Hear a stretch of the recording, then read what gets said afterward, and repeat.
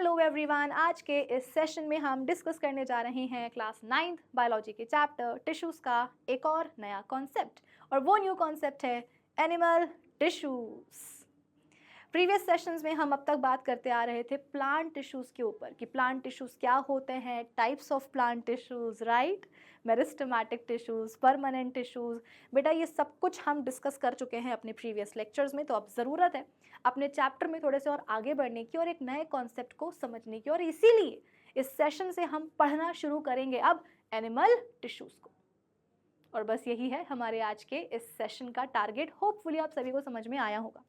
तो अब एक काम करते हैं ना, इसी टारगेट को अचीव करने के लिए आइए हम करते हैं अपने सेशन की शुरुआत। So this is Vibhuti Khare, welcome to definite success Pathshala, एक ऐसा प्लेटफॉर्म जहां पर आपको प्रोवाइड करवाई जाती है एकदम क्वालिटी एजुकेशन, एक ऐसा प्लेटफॉर्म जहां पर एक चीज़ डेफिनेट है और वो है आप सभी की सक्सेस। तो इसी अच्छी बात से हम शुरू करते हैं आज का हमारा ये सेशन, जहाँ से हम पढ़ना शुरू करेंगे एनिमल टिश्यूज को। ओके चलो बेटा आ जाओ, कहानी शुरू करते हैं आज के हमारे सेशन की। अब देखो वैसा है कि प्रीवियस सेशंस में भी ये बात मैंने आपको बताई है कि प्लांट टिश्यूज और एनिमल टिश्यूज का मतलब क्या है। देखो बेटा ऐसा है कि प्लांट्स और एनिमल्स दोनों की ही बॉडी में टिश्यूज पाए जाते हैं। प्लांट बॉडी में जो टिश्यूज पाए जाते हैं उन्हें हम बोलते हैं प्लांट टिश्यूज। एनिमल बॉडी में जो टिश्यूज पाए जाते हैं उन्हें हम बोलते हैं एनिमल टिश्यूज। और मैंने आपको ये भी बताया था कि इस चैप्टर में आपको ये दोनों ही तरह के टिश्यूज पढ़ने होंगे। तो प्लांट टिश्यूज तो अपन पढ़ चुके हैं, अब हम पढ़ना शुरू करेंगे एनिमल टिश्यूज को। मतलब कि आज के इस सेशन से हम ये समझने की कोशिश करेंगे कि हमारी बॉडी में, मतलब कि ह्यूमन बींग्स की बॉडी में कौन कौन से किस किस तरह के टिश्यूज पाए जाते हैं।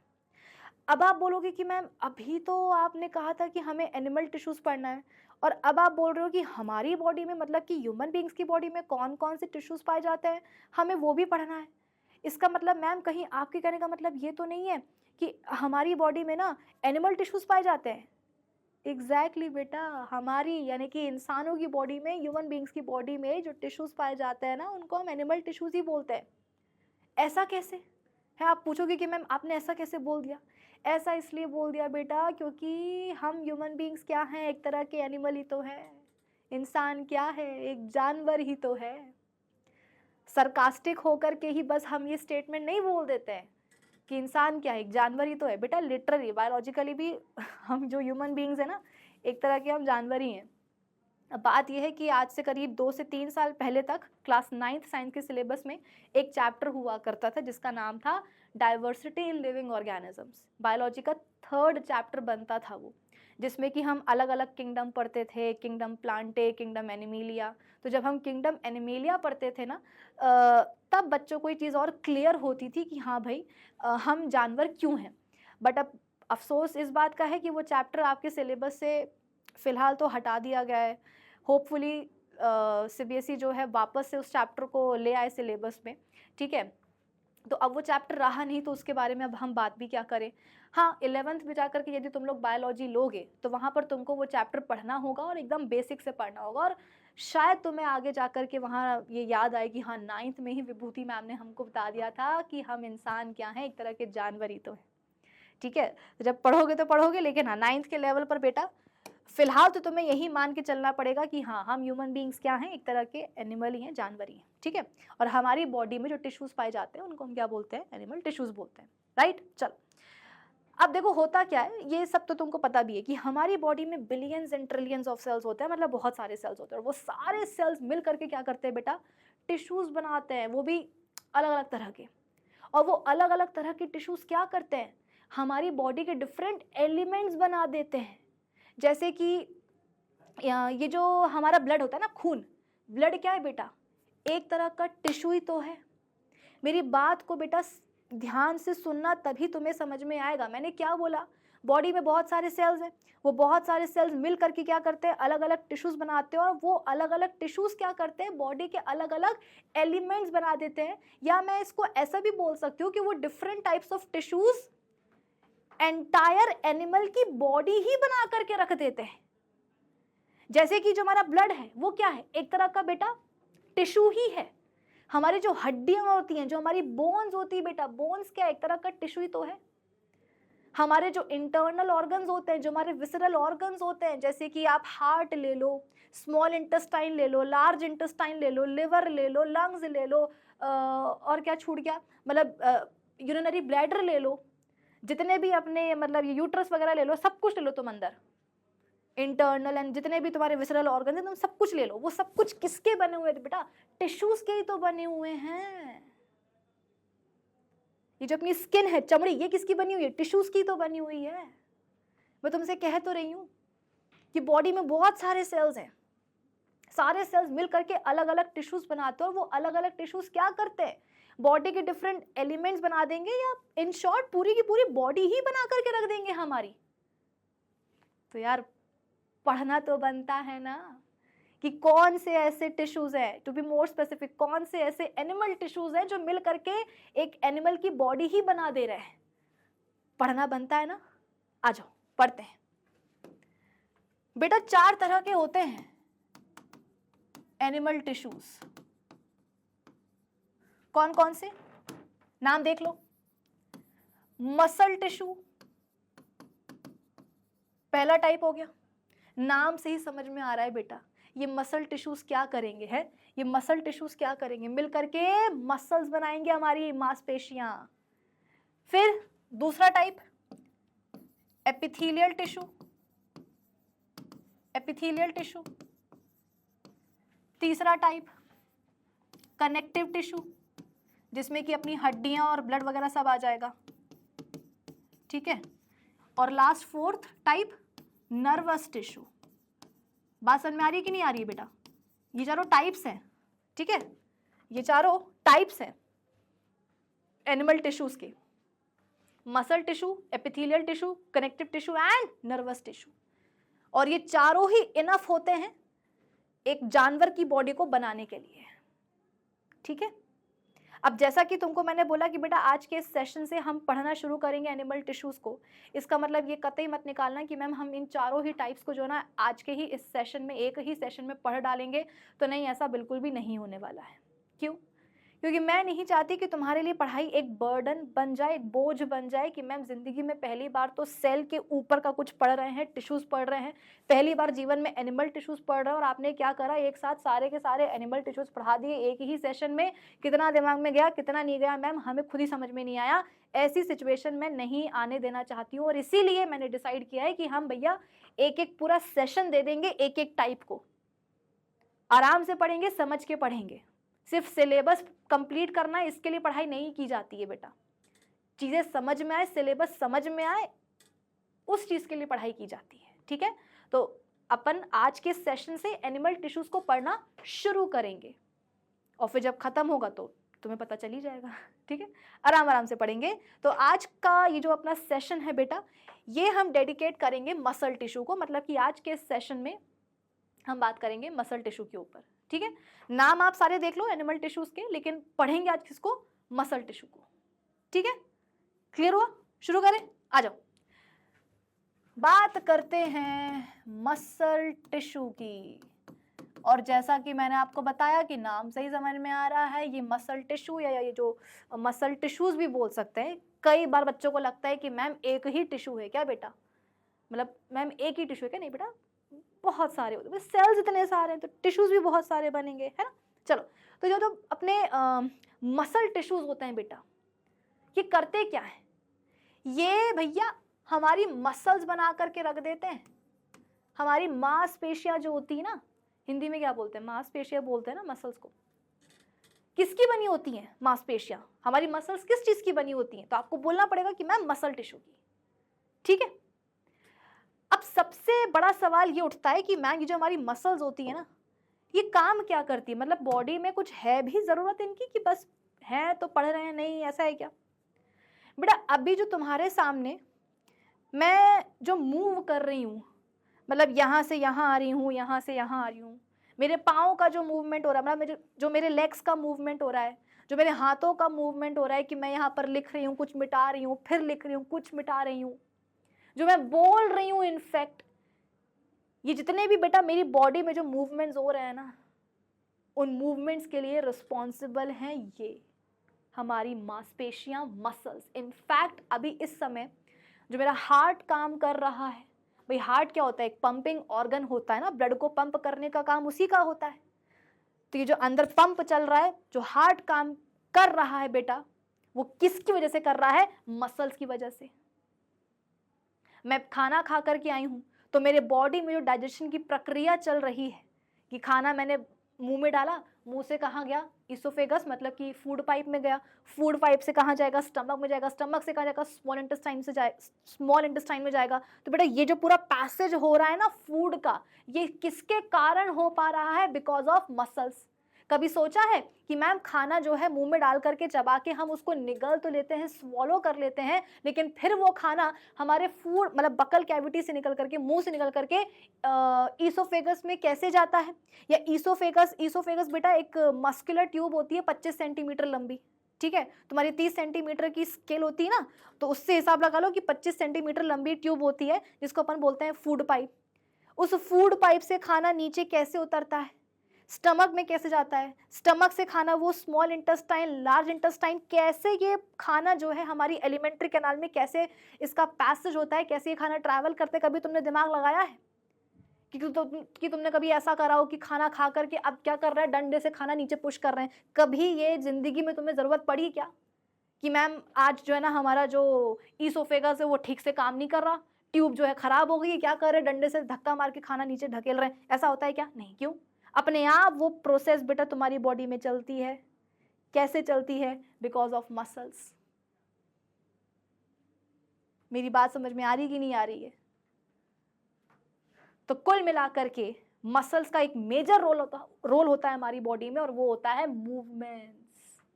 तो मसल्स क्या करती है बेटा? They help in movements. ठीक है, तो आज के बाद कोई भी बच्चा ये अपने दिमाग में बात नहीं लाएगा कि मैं मसल्स का बॉडी में कोई काम नहीं होता। बेटा होता है, बहुत जरूरी काम होते हैं मसल्स के, आप अभी आगे पढ़ोगे। मेजर फंक्शन क्या है? मूवमेंट्स का हमारी बॉडी में। ठीक है, उसके अलावा मसल्स के पास बेटा एक बहुत ही बढ़िया प्रॉपर्टी होती है, मतलब मूवमेंट्स में हमारी जो मसल्स हैं वो हेल्प करती हैं। बट कैसे? वो ऐसे बेटा क्योंकि मसल्स के पास एक बढ़िया सी प्रॉपर्टी होती है, और उस प्रॉपर्टी को अपन बोलते हैं कॉन्ट्रैक्टिबिलिटी। कॉन्ट्रैक्टिबिलिटी आई बात समझ में? मसल्स के पास एक बढ़िया सी प्रॉपर्टी होती है जिसको अपन बोलते हैं कॉन्ट्रैक्टिबिलिटी। अब आप बोलोगे कि मैम इस प्रॉपर्टी का क्या मतलब, इस एबिलिटी का क्या मतलब? इसका मतलब ये बेटा कि जो हमारी मसल्स होती है ना वो कॉन्ट्रैक्ट करती हैं और रिलैक्स करती हैं। जो मैंने कहा ना कि मैं आपके सामने यहाँ से वहाँ चल रही हूँ, हाथ मेरे ऊपर जा रहे हैं, नीचे आ रहे हैं, मैं कुछ लिख रही हूँ, मैं कुछ मिटा रही हूँ, तो ये मूवमेंट्स कैसे हो पा रहे हैं? Because of muscles. कैसे मसल्स? तो मसल्स के पास एक एबिलिटी होती है, एक प्रॉपर्टी होती है जिसके कारण मसल्स हमें मूवमेंट्स में हेल्प करती हैं। वो प्रॉपर्टी क्या होती है? वो होती है कॉन्ट्रैक्टिबिलिटी की। कॉन्ट्रैक्टिबिलिटी का मतलब क्या है कि हमारी मसल्स कॉन्ट्रैक्ट करती हैं और रिलैक्स करती हैं। तो जब हमारी मसल्स बेटा कॉन्ट्रैक्ट करती है ना, जब हमारी मसल्स कॉन्ट्रैक्ट करती हैं तो साइज में क्या होता है? वो छोटी हो जाती हैं, साइज में छोटी हो जाती हैं। कॉन्ट्रैक्ट करेंगी तो क्या होगा? मसल्स छोटी हो जाएंगी। और जब वो रिलैक्स करेंगी तो क्या होगा? साइज बड़ा हो जाएगा क्या? ओरिजिनल हो जाएगा। कई बार ना बच्चों को ऐसे ही लगता है कि मैम मसल्स जब कॉन्ट्रैक्ट करती तो वो छोटी हो जाती हैं और जब वो रिलैक्स करेंगी तो लंबी हो जाएंगी। नहीं बेटा, लंबी नहीं हो जाएंगी, वो जो उनका ओरिजिनल साइज होता है ना वो वापस उसको रिटेन कर लेती हैं। कि जैसे कि मान लो कि एक मसल इतनी लंबी है, मान लो, है ना, जब कॉन्ट्रैक्शन हुआ तो वो छोटी हो गई, और जब रिलैक्सेशन होगा तो क्या होगा? वो अपने नॉर्मल जो उसका ओरिजिनल साइज था वो रीगेन कर लेगी। ठीक है, तो ये मैं बोला कि बड़ी हो जाएगी। यहाँ पे लिख देना कि ओरिजिनल साइज जो होगा ना, ओरिजिनल साइज रीगेन कर लेगी। ठीक है, तो बढ़िया सी प्रॉपर्टी होती है हमारी मसल्स के पास जिसको अपन बोलते हैं कॉन्ट्रैक्टिबिलिटी की। कॉन्ट्रैक्शन और रिलैक्सेशन जो है मसल्स में होता है। ठीक है, इस प्रॉपर्टी का मतलब ही क्या है कि हमारी मसल्स में कॉन्ट्रैक्शन एंड रिलैक्सेशन होते हैं जिसके कारण बॉडी में मूवमेंट्स परफॉर्म हम कर पाते हैं।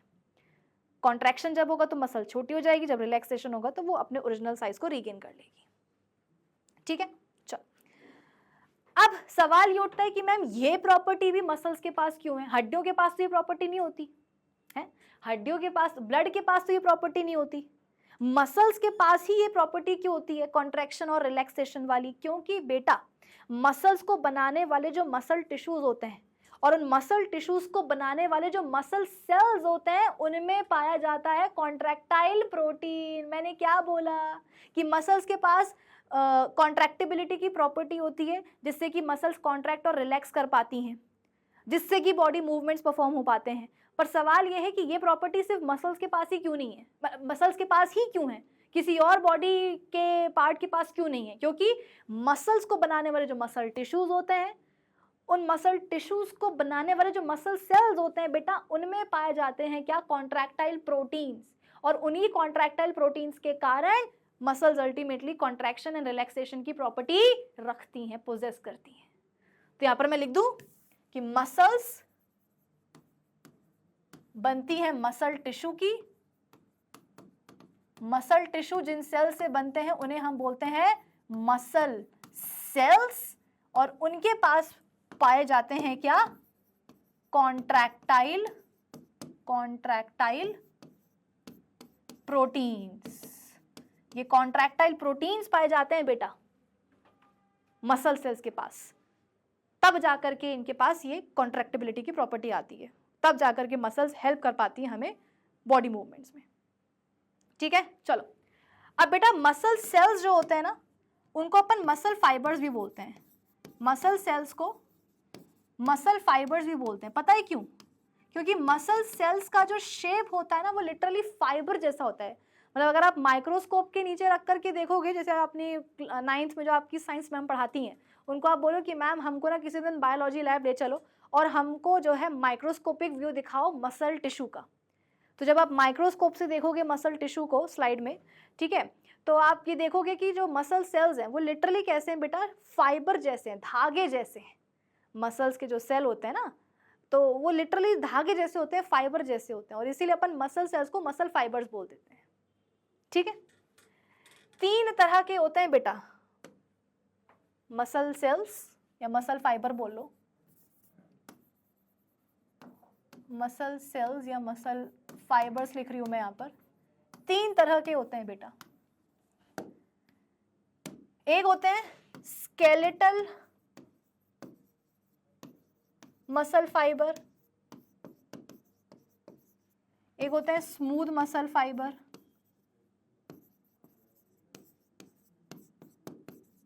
और एक होते हैं cardiac muscle fibres.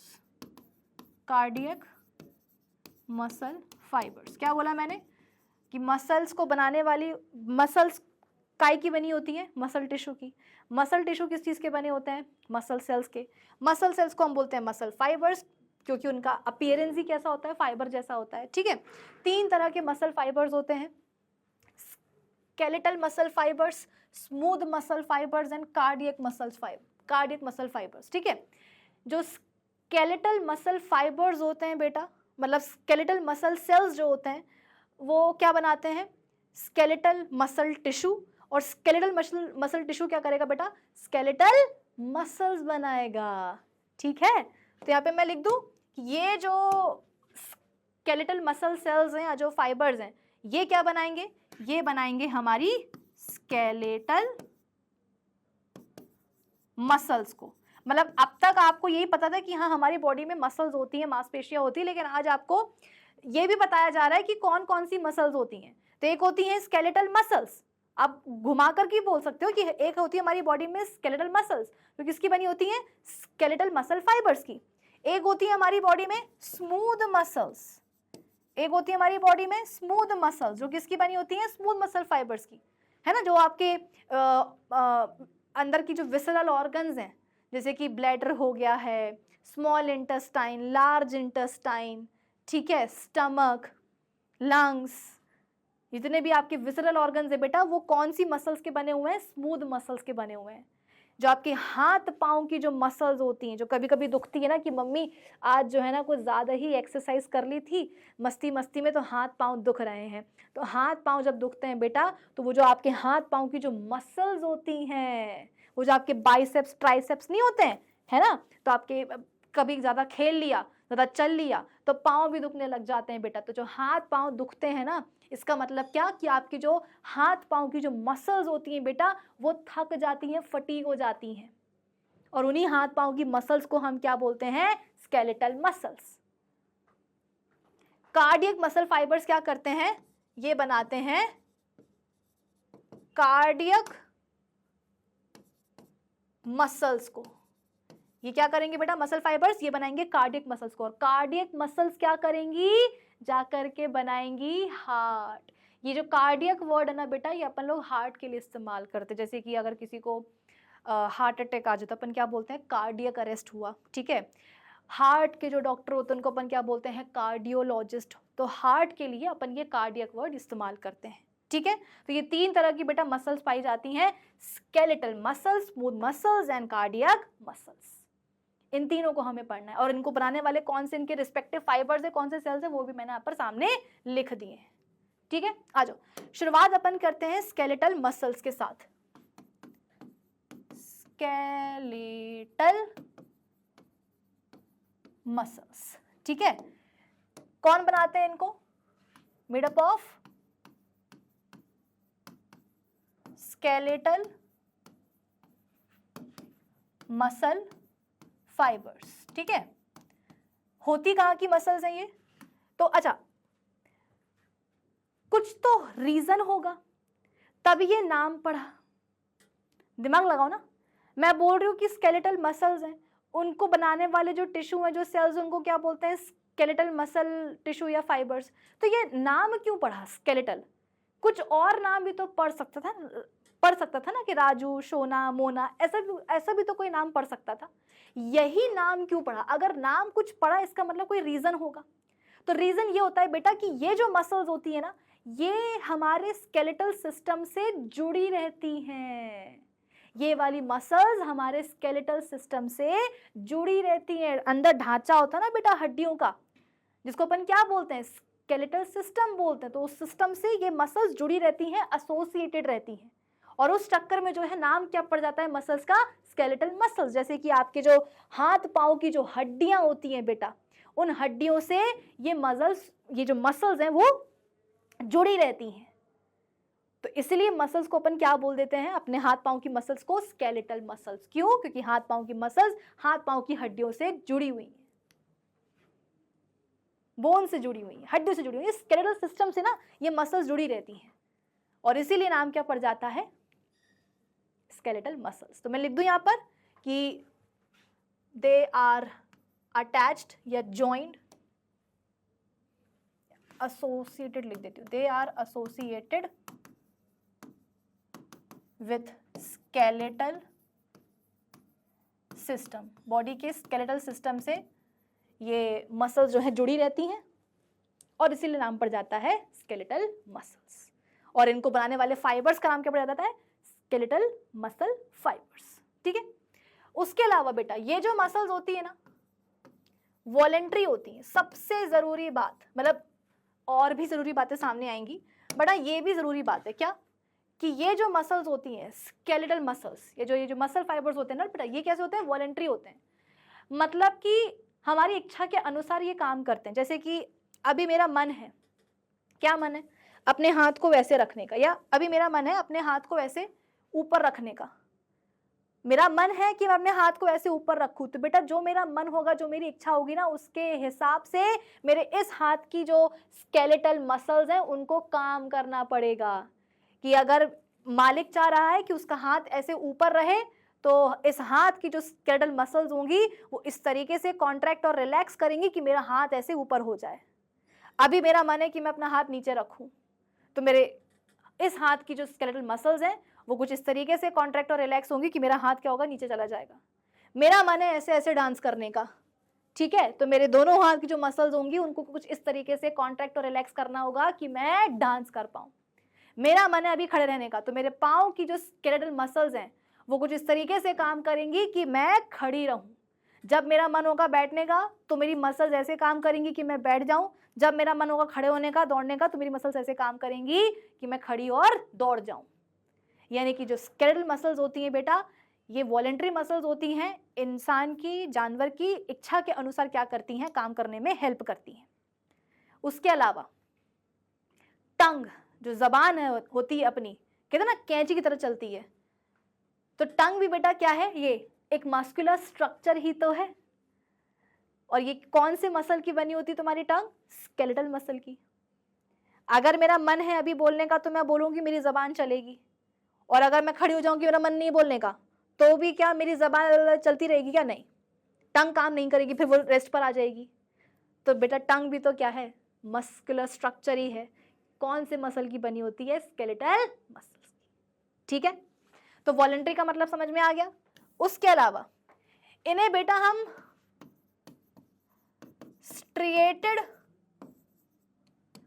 Striated muscles भी बोलते हैं। इन्हें हम स्ट्रिएटेड मसल्स भी बोलते हैं। क्यों बोलते हैं? जैसे कि मैंने आपको बताया कि अगर कोई नाम पढ़ा है तो कुछ सोच समझ के पढ़ा होगा। कैसे? आज यहां देखो, उसके लिए अपन को सबसे पहले यहां पर स्ट्रक्चर समझना होगा। किसका? स्केलेटल मसल्स का, या उसको बनाने वाले मसल फाइबर्स का। आ जाओ, कुछ इस तरीके से बेटा स्केलेटल मसल्स को बनाने वाले मसल फाइबर्स होते हैं। मतलब ये क्या है? Skeletal muscle fibres. ये क्या है? Skeletal muscle fibres. Muscle fibres कैसे दिख रहे हैं? बताओ कैसे दिख रहे हैं? सिलेंड्रिकल दिख रहे हैं? यहां पर मैं लिख दूं, ये क्या है? Skeletal muscle fibres. ठीक है, इनके मैं जो कैरेक्टरिस्टिक्स हैं वो लिख देती हूँ। शेप में कैसे हैं? सिलेंड्रिकल है, दिख रहा है सबको। उसके अलावा बेटा ये जो सेल्स होते हैं ना, ये फाइबर्स होते हैं बेटा। फाइबर्स मतलब क्या? सेल्स ही है यहाँ पर। ठीक है, कंफ्यूज मत हो जाना। मैंने पहले ही आपको बताया था कि जो मसल सेल्स होते हैं वो फाइबर जैसे होते हैं, इसलिए उनको अपन क्या बोलते हैं? मसल फाइबर्स भी बोलते हैं। ठीक है, तो कंफ्यूज मत होना कि मैम सेल क्या होता है, फाइबर क्या होता है, एक ही बात है यहाँ पर। तो सिलेंड्रिकल होते हैं शेप में। उसके अलावा क्या आपको इनकी ब्रांचेस निकलती हुई दिख रही हैं क्या? कि यहां से देखो ऐसी ब्रांच निकल रही है, ब्रिज निकल रहा है, ऐसा कुछ है क्या? नहीं, इसका मतलब ये अनब्रांच्ड फाइबर्स होते हैं, अनब्रांच्ड होते हैं। ठीक है, उसके अलावा बेटा ये मल्टी न्यूक्लिएटेड होते हैं। मल्टी न्यूक्लिएटेड होते हैं। यूनी न्यूक्लिएट और मल्टी न्यूक्लिएट का मतलब पता है ना? जब सेल में एक ही न्यूक्लियस हो तो उसको अपन बोलते हैं यूनी न्यूक्लिएटेड सेल। और अगर सेल में एक से ज्यादा न्यूक्लियस हो, मैं नंबर तो नहीं बता रही कि 2 होंगे 3 होंगे, अगर किसी भी सेल में एक से ज्यादा न्यूक्लियस होगा बेटा तो उसको अपन क्या बोलेंगे अपन उसको? Multi nucleated cells. तो ये जो स्केलेटल मसल फाइबर्स होते हैं बेटा, जो सेल्स होते हैं ना, दे आर मल्टी न्यूक्लिएटेड। मतलब कि सेल्स का नंबर एक सेल में, एक फाइबर में, ठीक है, एक सेल में एक फाइबर में सेल न्यूक्लियस का नंबर एक से ज्यादा होता है। तो आ जाओ यहां पर मैं बना देती हूं, ये देखो।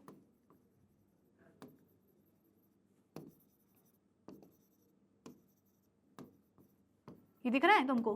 देखो, ये एक मसल फाइबर है, ये दूसरा, ये तीसरा, और हर एक मसल फाइबर में, हर एक मसल सेल में तुम देखो एक से ज्यादा न्यूक्लियस यहां पर मैं बना रही हूं। देखो इस मसल फाइबर में देखो एक से ज्यादा न्यूक्लियस, इसमें भी एक से ज्यादा, और इसमें भी एक से ज्यादा, ऐसा ऐसा। ठीक है, तो यहां पर हमने लिख दिया क्या कि ये कैसे होते हैं? मल्टी न्यूक्लिएटेड होते हैं मसल फाइबर्स। कि स्केलेटल मसल्स को बनाने वाले जो मसल फाइबर्स होते हैं दे आर मल्टी न्यूक्लिएटेड। अच्छा, न्यूक्लियस भी कहां होते हैं? न्यूक्लियस भी कहां होते हैं बेटा? Eight periphery. पेरीफेरी, पेरीफेरी का मतलब क्या है? साइड में। भाई अगर सेल में एक ही न्यूक्लियस हो तो सेल क्या करेगा? उसको इज्जत देगा, सेंटर में रखेगा। लेकिन अगर सेल में एक से ज्यादा न्यूक्लियस हो रहे हैं बेटा तो फिर तो कहीं भी पड़े रहे, कोई मतलब नहीं है। तो क्योंकि यहाँ पर मसल फाइबर्स में एक से ज्यादा न्यूक्लियस है तो वो न्यूक्लियस भी कहाँ पाए जाएंगे? सेंटर में नहीं, साइड साइड में, पेरीफेरी में। देखो यहाँ पे सारे जो न्यूक्लियस है बेटा मैंने कहाँ बनाया? साइड साइड में बनाए हैं। ठीक है, चलो उसके अलावा अब बात आती है कि मैम आपने कहा था कि इनको स्ट्रिएटेड मसल्स और स्ट्रिएटेड मसल फाइबर्स बोलते हैं। क्यों बोलते हैं?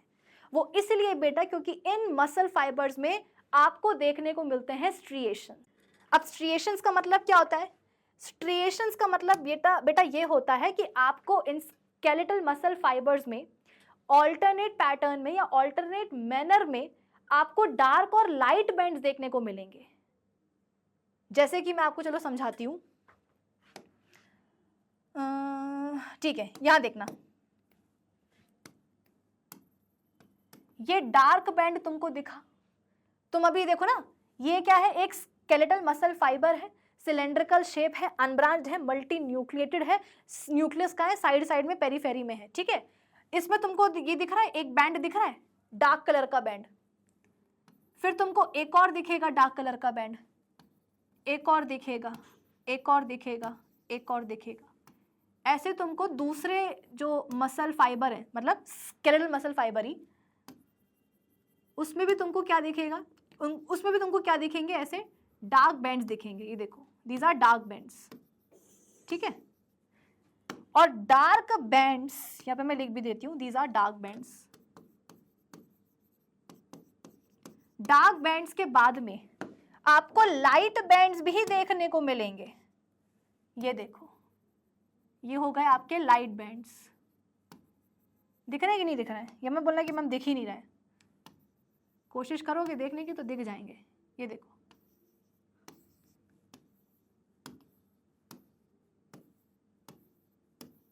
ये देखो, ये हो गए आपके लाइट बैंड्स।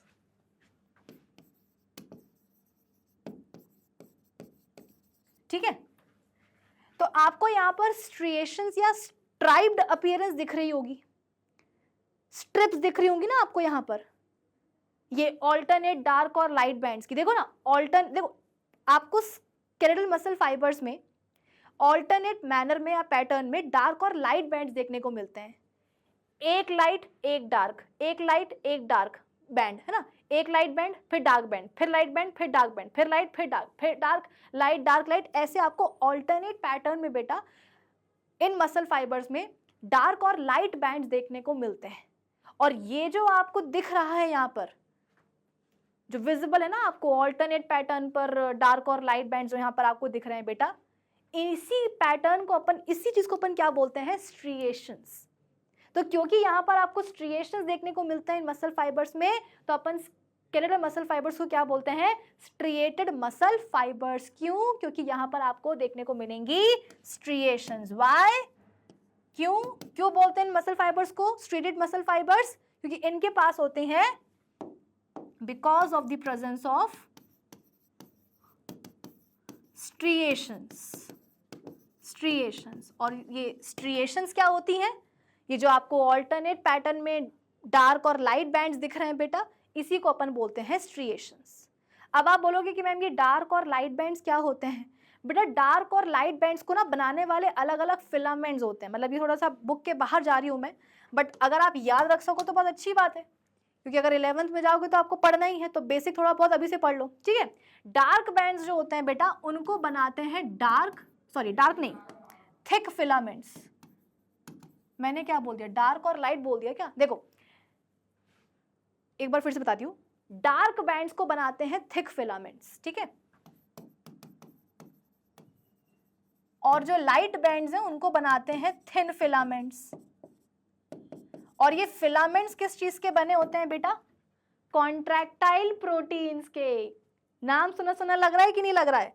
अरे लगना चाहिए भाई, पहले ही बता दिया था कि जो अपनी मसल्स होती हैं उनके पास कॉन्ट्रैक्टिबिलिटी की प्रॉपर्टी होती है। Muscles do contract and relax. कैसे? तो मसल्स को जो बनाने वाले टिश्यूज होते हैं, टिश्यूज जो सेल्स होते हैं जिनको अपन मसल सेल्स या फाइबर्स बोलते हैं, उनमें पाए जाते हैं कॉन्ट्रैक्टाइल प्रोटीन्स, ठीक है। तो कुछ तरह के आप ये समझ लो कि प्रोटीन्स होते हैं, कॉन्ट्रैक्टाइल प्रोटीन्स, जो बनाते हैं थिन फिलामेंट्स, और थिन फिलामेंट्स मिलकर के क्या करते हैं, बनाते हैं लाइट बैंड्स। कुछ ऐसे कॉन्ट्रैक्टाइल प्रोटीन्स होते हैं अलग तरह के, जो मिल करके बनाते हैं थिक फिलामेंट्स, और थिक फिलामेंट्स मिलकर के क्या करेंगे, डार्क बैंड्स बना देंगे। आई बात समझ में? तो कुल मिलाकर के स्केलेटल मसल फाइबर्स जो होते हैं उनका शेप आपको दिख रहा होगा कि वो सिलेंड्रिकल शेप के होते हैं, अनब्रांच्ड होते हैं, मल्टी न्यूक्लिएटेड होते हैं कि एक मसल फाइबर में एक से ज्यादा न्यूक्लियस देखने को मिलेंगे, वो भी कहाँ, एट पेरीफेरी, साइड साइड में। उसके अलावा स्ट्रिएशंस इनमें पाई जाती हैं, है ना, स्केलेटल मसल फाइबर्स में बेटा स्ट्रिएशंस आपको देखने को मिलती हैं। What are striations? तो ऑल्टरनेट पैटर्न में जो डार्क और लाइट बैंड्स पाए जाते हैं उन्हीं को हम क्या बोलते हैं? स्ट्रिएशंस। और क्योंकि स्ट्रिएशंस देखने को मिलती हैं इसीलिए अपन को क्या बोल देते हैं? Striated muscle fibres. और जो मसल्स बनती हैं उनसे उनको अपन क्या बोल देते हैं? स्ट्रिएटेड मसल्स बोल देते हैं। वॉलेंट्री होती हैं ये मसल्स, हमारी इच्छा के अनुसार काम करेंगी, ठीक है। उसके अलावा स्केलेटल सिस्टम से जुड़ी रहती हैं ये मसल्स, तो जाहिर सी बात है इसलिए अपन को क्या बोल देते हैं? स्केलेटल मसल्स भी बोल देते हैं, ठीक है। कहाँ कहाँ पाई जाएंगी बॉडी में? अकरेंस क्या क्या है? अकरेंस क्या है? तो आप बोल सकते हो कि they are attached to bones. यहाँ तो मैंने लिख दिया था ना। हाँ, एक काम करो ना, अटैच्ड ही लिख लो, चलो, अटैच्ड टू स्केलेटल मसल्स या स्केलेटल सिस्टम, सॉरी, ठीक है। तो इसको ऐसे लिख लो, यहाँ लिख लो, आर्म्स में, लेग्स में, ठीक है, टंग में। जबान जो है बेटा वो भी किसकी बनी होती है? स्केलेटल मसल की। उसके अलावा जो हमारी एब्डोमिनल वॉल होती है, ठीक है, एब्डोमिनल वॉल, उसमें भी आपको स्केलेटल मसल्स मिलेंगी। बताओ जी, ये पूरा समझ में आया सबको कि क्या होती है? स्केलेटल मसल्स बनी होती है स्केलेटल मसल फाइबर्स की, जुड़ी रहती है स्केलेटल सिस्टम से, है ना। जैसे कि हाथ पाँव की जो हड्डियां हैं उनसे ये मसल्स जुड़ी रहती हैं, तो उनको अपन क्या बोल देते हैं? Skeletal muscles. वॉलेंट्री होती हैं, हमारी इच्छा के अनुसार काम करेंगी, कॉन्ट्रैक्ट और रिलैक्स करेंगी। इनको अपन स्ट्रेटेड मसल्स भी बोलते हैं। अगर मसल फाइबर्स की बात करें तो सिलेंड्रिकल है शेप में, अनब्रांच्ड है, मल्टी न्यूक्लिएटेड है, स्ट्रिएशंस पाए जाते हैं, मतलब कि ऑल्टरनेट पैटर्न में आपको ये लाइट और डार्क बैंड्स देखने को मिलेंगे, इसी को अपन स्ट्रिएशंस बोल देते हैं। कहाँ कहाँ पाई जाती हैं मसल्स? तो आर्म्स में, लेग्स में, टंग में, एब्डोमिनल वॉल में, ठीक है। चलो अब बेटा हम बात करते हैं नेक्स्ट मसल की। एक तो आपको समझ में आ गया स्केलेटल मसल्स, अब अपन बात करते हैं स्मूथ मसल्स की। आ जाओ, स्मूथ मसल्स। स्मूथ मसल्स क्यों बोल रहे हैं स्मूथ मसल्स? वही वाली बात है ना बेटा कि अगर नाम कुछ पढ़ा है तो किसी ना किसी बेसिस पे पढ़ा होगा, ऐसी हवा में तो नामकरण नहीं कर दिया होगा। तो पहली बात तो ये कि जो स्मूथ मसल्स हैं ये बनी होती हैं स्मूथ मसल फाइबर्स की, made up of smooth muscle cell या फाइबर्स, ठीक है। स्मूथ क्यों बोलते हैं? बिकॉज, स्पेलिंग देख लो बिकॉज की, बिकॉज ऑफ अपीयरेंस। अपीयरेंस मतलब दिखने में लगती है स्मूथ, इसलिए नाम ही क्या पड़ गया? स्मूथ। अब आप बोलोगे कि मैम दिखने में ऐसा क्या हो गया कि स्मूथ दिखती हैं? बेटा स्ट्रिएशंस नहीं होते। स्केलेटल मसल्स को अपन स्ट्रिएटेड मसल्स क्यों बोलते थे? क्योंकि जो मसल फाइबर्स होते हैं उनमें आपको स्ट्रिएशंस देखने को मिलते हैं, है ना। लेकिन जो स्मूथ मसल्स होती हैं उनको जो बनाने वाले स्मूथ मसल सेल्स या फाइबर्स होते हैं बेटा, उनमें स्ट्रिएशंस नहीं पाए जाते हैं। तो इसलिए माइक्रोस्कोप के नीचे रखने पर, देखने पर ऐसा लगता है कि अरे काफ़ी स्मूथ अपीयरेंस है, तो नाम क्या पड़ जाता है? Smooth muscles. तो यहाँ पर मैं लिख दूँ because of appearance, because of appearance. या एक काम करो ना, ये छोड़ो, स्मूथ क्यों बोलते हैं? क्योंकि स्ट्रिएशंस एब्सेंट हैं, because striations are absent. Muscle fibres में स्ट्रिएशंस होते ही नहीं है, इसलिए दिखने में एकदम स्मूथ दिखते हैं, ठीक है। अब जरा मैं आपको ये बता दूं कि मसल फाइबर्स का कि क्या क्या कैरेक्टरिस्टिक्स होते हैं, ठीक है। तो अब जो स्मूथ मसल्स को बनाने वाले जो फाइबर्स होते हैं उनकी पिक्चर आपके सामने मैं बना देती हूँ और फिर उनकी प्रॉपर्टीज लिख दूंगी, कैरेक्टरिस्टिक्स। ये देखो, these are smooth muscle cells. ये क्या है बेटा? स्मूथ मसल सेल या फाइबर्स। यूनिन्यूक्लिएटेड होते हैं, एक मसल सेल में एक ही न्यूक्लियस पाया जाएगा, वो भी तमीज से जो है सेंट्रली लोकेटेड होगा, बीच में रखा जाएगा सेल के। अच्छा, मसल सेल्स का यहाँ पर शेप देखो जरा कैसा है, फजी फॉर्म। अब बोलोगे मैम फजी फॉर्म क्या होता है? फजी फॉर्म मतलब बीच में से मोटा और साइड साइड में पतला, इसको अपन टेपरिंग एंड्स भी बोलते हैं, है ना। जब एंड्स ऐसे पॉइंटेड हो जाए बेटा तो इनको अपन क्या बोलते थे? Tapering ends. याद करो जब अपन ट्रैकीड्स पढ़ रहे थे तो मैंने आपको बताया था, तो टेपरिंग एंड्स होते हैं, बीच में ये मोटे मोटे होते हैं, तो अपन इस ओवरऑल शेप को क्या बोल देते हैं? फजी फॉर्म शेप बोल देते हैं। तो यहाँ पर मैं लिख दूं कि स्मूथ मसल फाइबर्स का शेप कैसा होता है? Fuzzy form. कैसा होता है शेप? Fuzzy form shape. कहने का मतलब है कि बीच में मोटा और साइड में टेपरिंग, है ना। तो टेपरिंग एंड्स, कि एंड्स कैसे होते हैं? पॉइंटेड, टेपरिंग, और बीच में क्या होता है? मोटा। तो उस शेप को अपन क्या बोलते हैं? Fuzzy form shape. उसके अलावा यूनिन्यूक्लिएटेड होते हैं, एक सेल में एक ही न्यूक्लियस, वो भी सेंट्रली लोकेटेड। अनब्रांच्ड, यहां पर भी आपको उनकी कोई ब्रांचेस निकलते हुए नहीं दिख रही होंगी, तो ये अनब्रांच्ड मसल फाइबर्स होते हैं, ठीक है। फिर उसके बाद में स्ट्रिएशंस नहीं होती है, इस बात का घमंड है इनको, मसल फाइबर्स को। तो दिखने में लगेगा कि अरे बहुत ही स्मूथ हैं, तो इन मसल फाइबर से जो मसल्स बनेंगी उन्हीं को अपन क्या बोल देंगे? स्मूथ मसल्स बोल देंगे, ठीक है। अब अकरेंस देख लेते हैं, मतलब ये कहाँ कहाँ पाए जाते हैं स्मूथ मसल्स, कहाँ कहाँ पाई जाती हैं। यहाँ पे लिख देती हूँ अकरेंस। तो ये बेटा अपने विसरल ऑर्गन्स में पाए जाती हैं मसल्स, विसरल ऑर्गन्स में,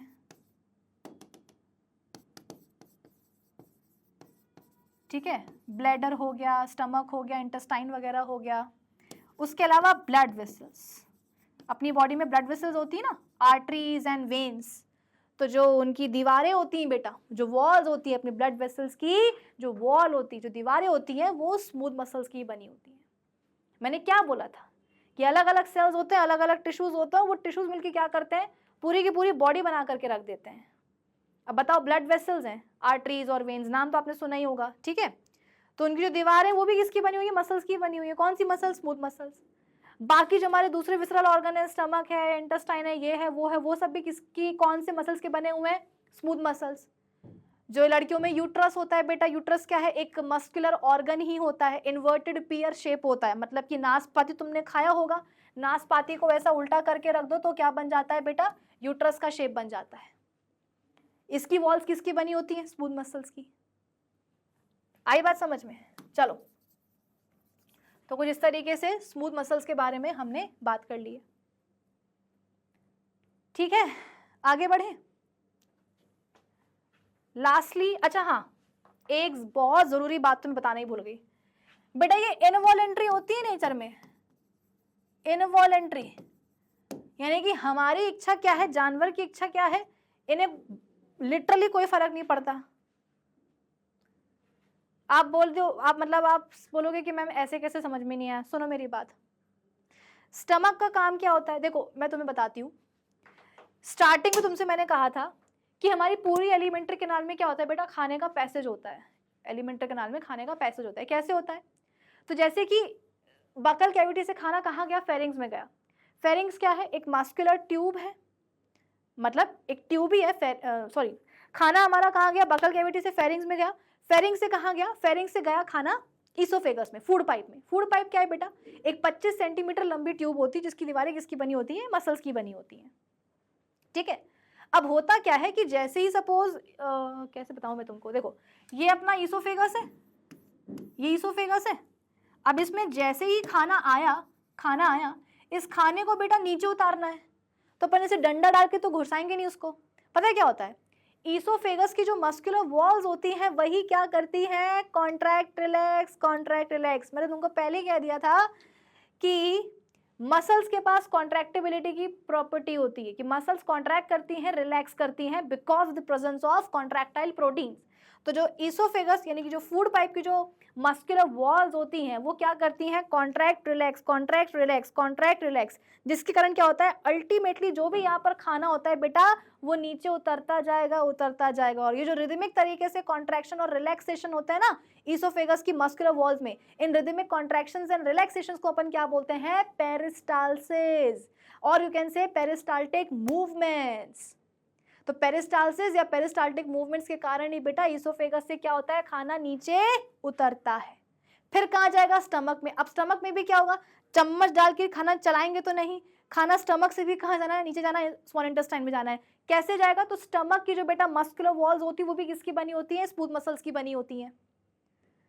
तो क्या करेंगे ये स्मूथ मसल्स स्टमक की, कॉन्ट्रैक्ट रिलैक्स, कॉन्ट्रैक्ट रिलैक्स, ताकि स्टमक में जो खाना आया है वो जो स्टमक में जो गैस्ट्रिक जूस है उसके साथ अच्छे से मिक्स हो जाए, और फिर मिक्स होने के बाद कहाँ जाए, नीचे उतरे इंटेस्टाइन में।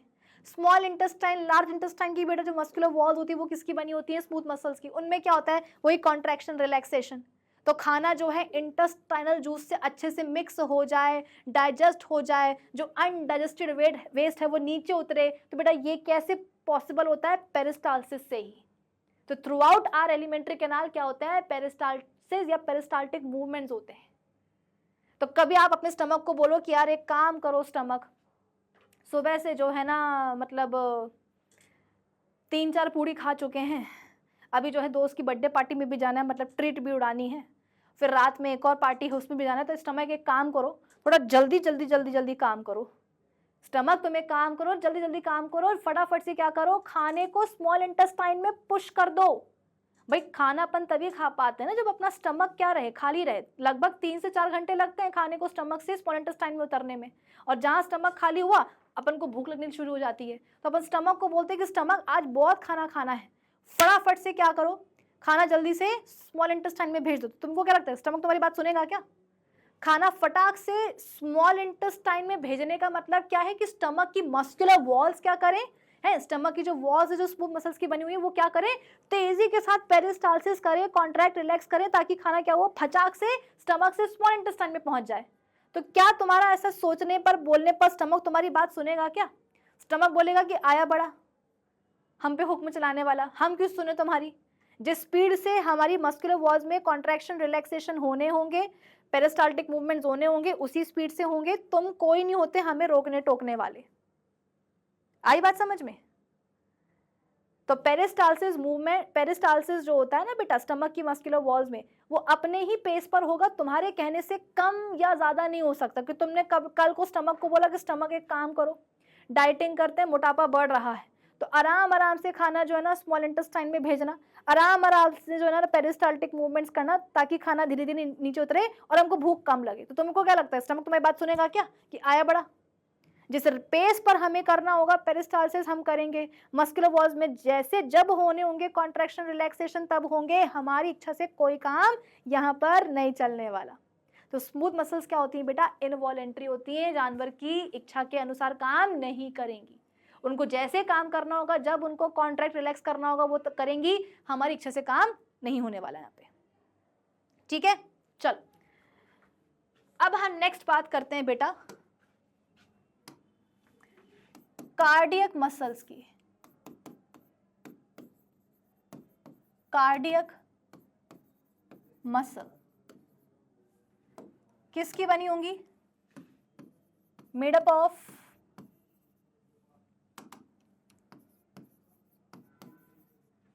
कार्डियक मसल फाइबर्स या सेल्स भी बोल सकते हो। कहाँ पाई जाती हैं, फाउंड इन हार्ट। ये भी कैसी होती है बेटा नेचर में, इनवॉलेंट्री होती हैं। कभी तुमने अपने दिल को बोला है, हार्ट को बोला है कि हार्ट जब से हम पैदा हुए तब से तुम कितना काम कर रहे हो, हैं लगातार हार्ट क्या कर रहा है बेटा, पंप कर रहा है कर रहा है कर रहा है कर रहा है। कभी तुमने अपने हार्ट को बोला है कि हार्ट रेस्ट कर लो, कितना पंप करोगे, जब से पैदा हुए हैं 20 25 30 साल से लगातार जो है नॉन स्टॉप काम की जा रहे हो। अरे रुक जाओ, क्या जाता है तुम्हारा? तुमको लगता है कि तुम्हारा हार्ट सुनेगा तुम्हारी बात? नहीं, वो बोलेगा आया बड़ा, इसको पता नहीं, इसको साइंस नहीं आती है, ये मुझे बोल रहा है 2 मिनट रोकने के लिए, बेटा अगर मैं 1 सेकंड भी रोका ना तो तुम निकल जाओगे यहाँ से, इस दुनिया से, धरती से। या कभी तुमने बोला हो कि हार्ट फटाफट काम करो तो हार्ट जो है अपना पंपिंग रेट बढ़ा देगा, ऐसा होता है क्या? नहीं। क्यों? हार्ट क्या है बेटा? एक मस्कुलर ऑर्गन ही है। हार्ट जो एक ऑर्गन है जिसकी जो दीवारें हैं, जो वॉल्स हैं, वो मसल्स की बनी होती है। कौन सी मसल्स की बनी होती है? तो कार्डियक मसल्स की बनी होती है। ठीक है, ऐसे समझो कि हार्ट की जो वॉल्स हैं, जो दीवारें हैं, वो बनी होती हैं कार्डियक मसल से। और कार्डियक मसल्स वही क्या करेंगी? Contract relax, contract relax.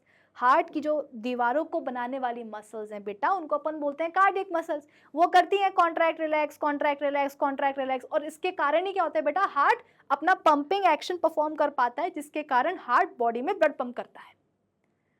तो हमारी इच्छा के अनुसार बेटा यहाँ पर कुछ नहीं होने वाला कि हम बोलेंगे हार्ट रेट बढ़ा दो, हार्ट रेट कम कर दो, कॉन्ट्रैक्शन रिलैक्सेशन का रेट बढ़ा दो, कम कर दो। नहीं, उसको जो करना होगा वो अपने हिसाब से करेगा। मतलब कि हार्ट को जो बनाने वाली जो कार्डियक मसल्स होती हैं, they are involuntary in nature. ठीक है, चलो अब जरा अपन वो देख लेते हैं, कार्डियक मसल फाइबर्स के फीचर्स देख लेते हैं। आ जाओ, कार्डियक मसल फाइबर्स पहले मैं ड्रॉ कर दूं। देखो यहां पे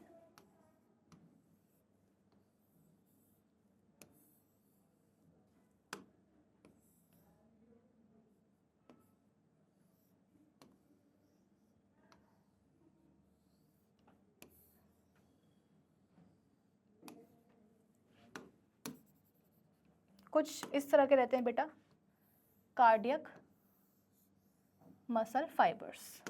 ठीक है,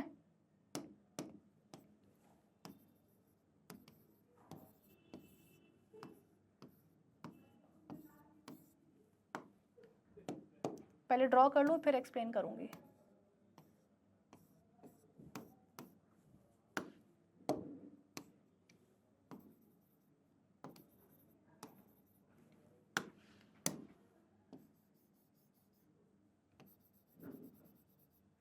यहाँ देखो कैसे दिख रहा है, शेप में कैसे दिख रहा है। सबसे पहले बताओ ये क्या है? कार्डियक मसल फाइबर्स हैं।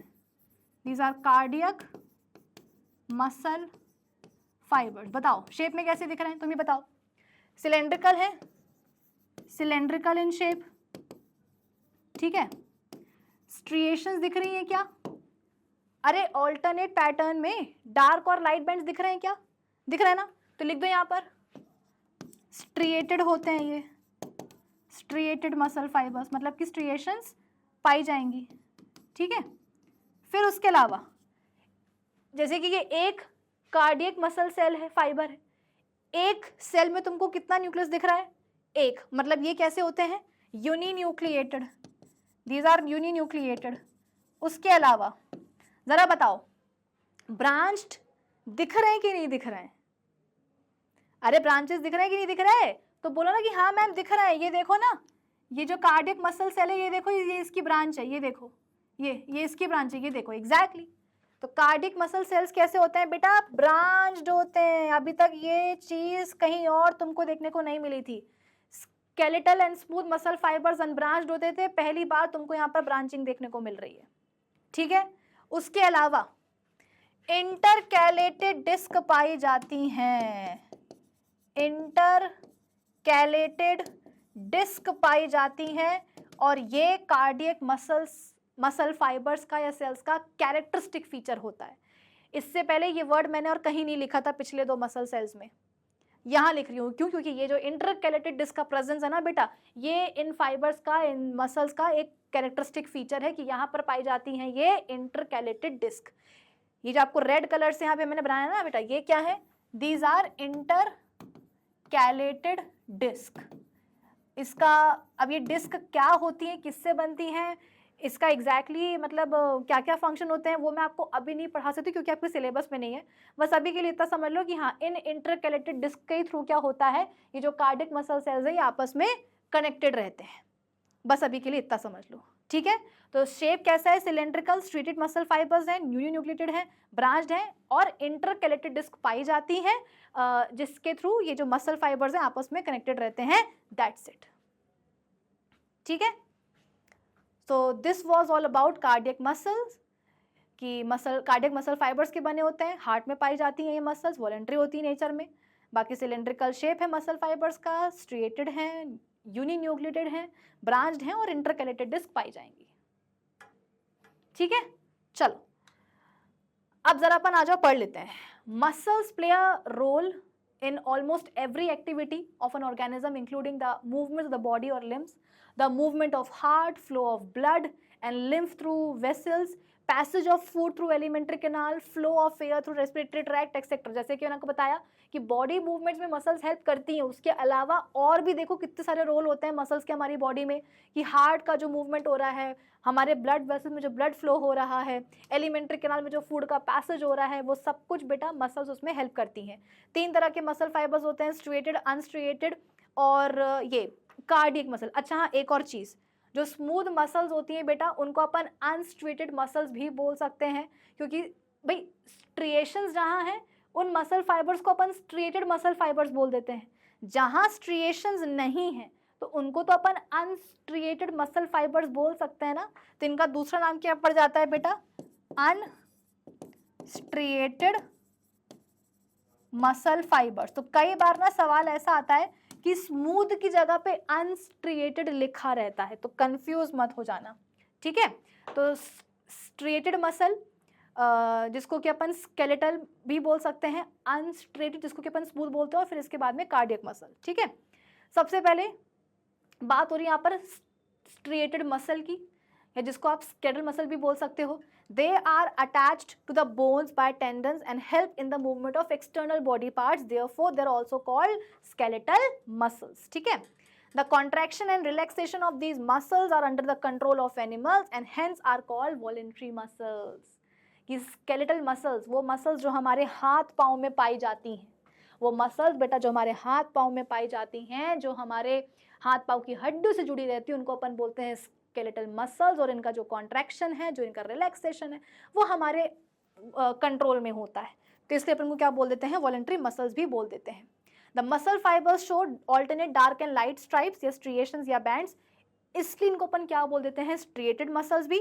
The striated muscle contains long narrow cylindrical unbranched fibres with blunt ends. Blunt ends का मतलब क्या है कि एंड्स टेपरिंग नहीं है, ठीक है।